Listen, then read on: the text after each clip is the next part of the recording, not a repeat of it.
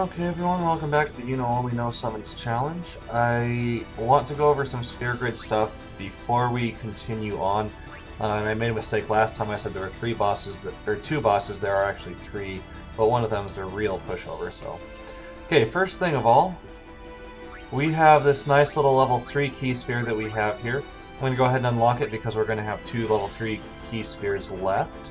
And move right in there.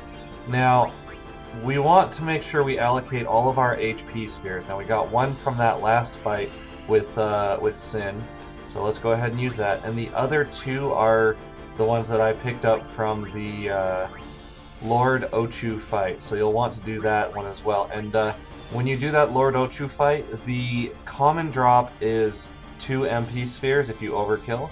The rare drop is 2 HP spheres, so just make sure that you might have to fight it a couple of times to make that work. So, okay, so now we want to head back up the Sphere Grid. I'm going to go to right here and go ahead and allocate those the other 2 HP spheres that we got from the Lord Ochu fight. Now, there is one HP sphere that we are still missing, and where that one comes from is inside Sin. So, I won't show you where to find that, but just make sure you run around in there until you do find that, and it helps to have that no encounters item equipped so that we don't take forever doing that. So let me just allocate these right here. Okay, and now we're going to move into this level 4 key sphere here. As you can see, this is part of Yuna's grid and nobody else's. It's not attached to anyone else, so let's go ahead and unlock that. And I'm going to also add these 2 Lux Spheres that we have here because we picked those up along the way and I never got around to allocating them. And those are activated by Fortune Spheres, as you should know by now. Alright, let's move into this area. Normally I would just do this off screen, but this is a special section of the Sphere Grid that you might not have noticed the first time around. So, I could get that 8 MP sphere, but we really don't need it with the 1 MP cost, so let's just allocate all these spheres except for that one, because that one matters not at all. And let's see, what else do we have? We have a pair of MP spheres left that we could allocate, but we're not going to, so all I'm going to do is move over to here. Let's see. Yep. I'll move right to here, and maybe I'll allocate one of those MP spheres just because we have the extra slot, but then that other open node we're going to save for the HP sphere that we're going to pick up in the city of, well, inside of Sin. So that's it for that. Now if you look at her health, right now it's at 5775, and our goal is 6075. So that last HP sphere is going to be 300 health. So let's top off real quick, and let's do this.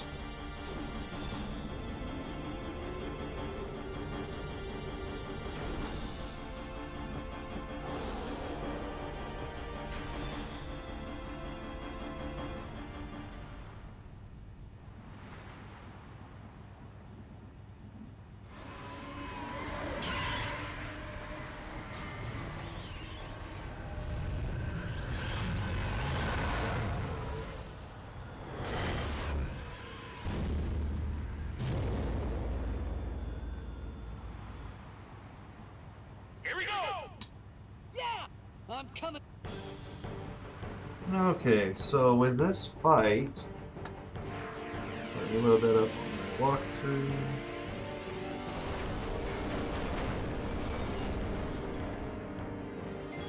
Okay, so here's the deal. On Sin's 12th turn, the game ends as If You Didn't Know. Giga Graviton is a Zamatoish game over attack, so get your hits in. Luckily for us, we only need to cast Holy 15 times, and considering we get more than 2 turns for each turn Sin gets, this one's in the bag.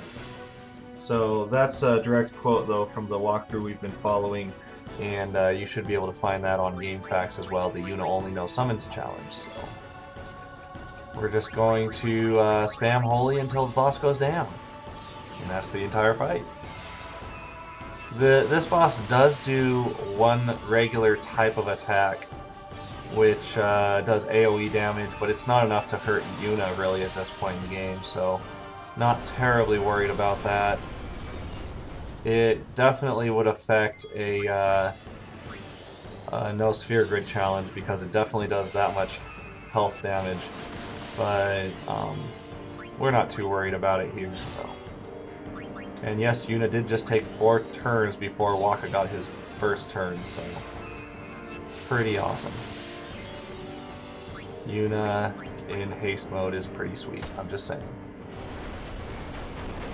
Okay, so now if you're doing a single character only challenge with only melee attacks like Tidus, Auron, Kimahri, you would not be able to attack the boss until this point here, so just wanted to make a note of that for you guys. But in most of their walkthroughs, you can actually get their celestial weapon. Of course, with Yuna we can't because this is a no summons challenge, so with Auron, Kimahri, Tidus, you could be doing more than the damage limit here, whereas with some of these other characters you cannot.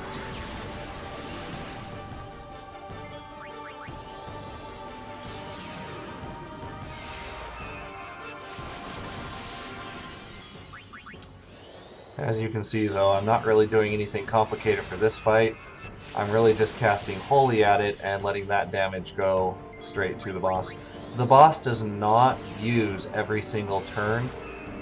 You'll know that the boss has taken a turn when its overdrive gauge, that yellow bar right above it, has gone up, or has increased in the volume that it's taking up in the black one. So, and its mouth does start to open. You don't get to see Sin's mouth open very often, but this will be one of the times.